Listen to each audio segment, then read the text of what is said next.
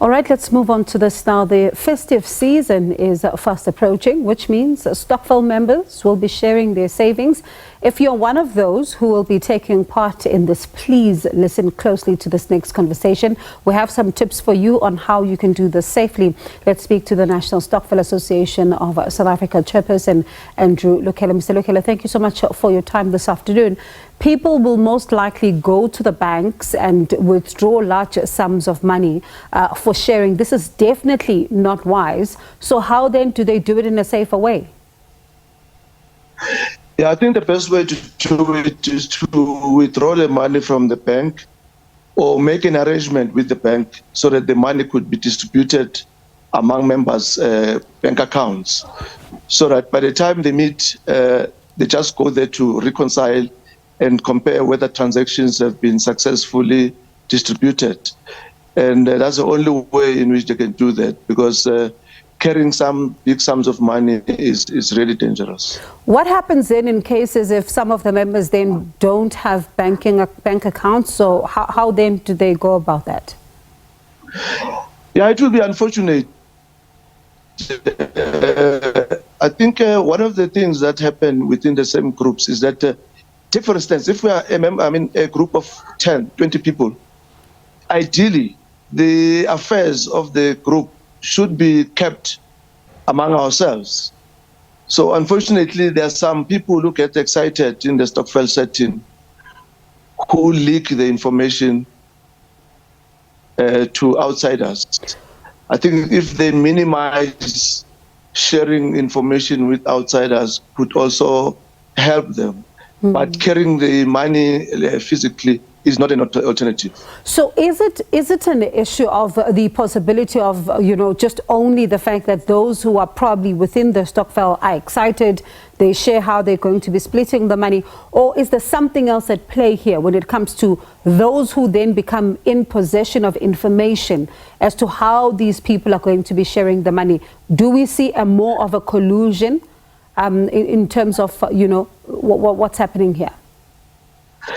We cannot rule out possibilities of insiders who are colluding with robbers and would-be robbers and scammers. And these are some of the loopholes of an informal activity in the form of a stokvel. But I think the banking route is the only safe one, I think, that we can identify so far.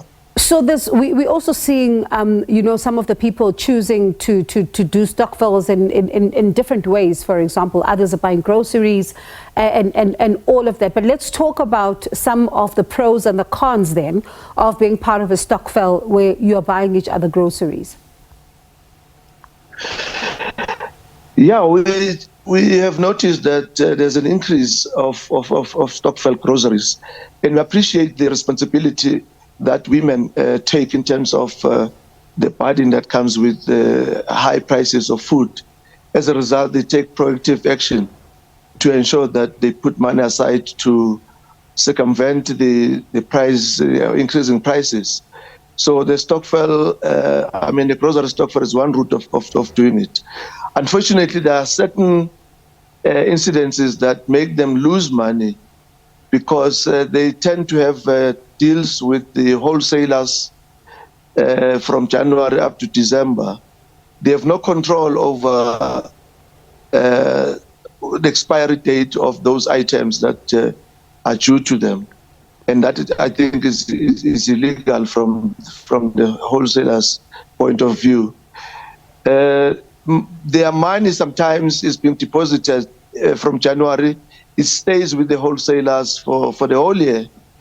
And chances are that the wholesalers uses that money to restock and do business beyond what the stockvel requires. So these are some of the things that we think going forward we need to look at. So should people be sticking with the option of withdrawing in December, or should they look at sometimes more off-peak times in order to do this as it might be safer? It's unfortunate that in the festive season we talk about this type of stockvels, but this is not the majority of the stockvels that we the universe in terms of the number of stockvels. In stockvels, we have burial societies, which are like insurance. They have no reason to withdraw money until someone has experienced death or something like that. So it's a small portion of the stockvel sector. However, it commands a lot of amount of money, and is a risky type of stockvels in that sense. So we think we can address this issue because we are talking to a small group of people. Yeah, Mr. Lukhele, and I hope we do also speak again just about the various types of stockvels and how then do we begin to ensure that boxes are ticked and people don't find themselves, being cheated and all of that. But as you say, there are many types and I hope that we get to have this conversation at some point, and that is the National Stokvel Association of South Africa chairperson, Andrew Lukhele. So if you're going to be part of the stockvel where you are sharing monies, please exercise caution. It is very important for you to be safe.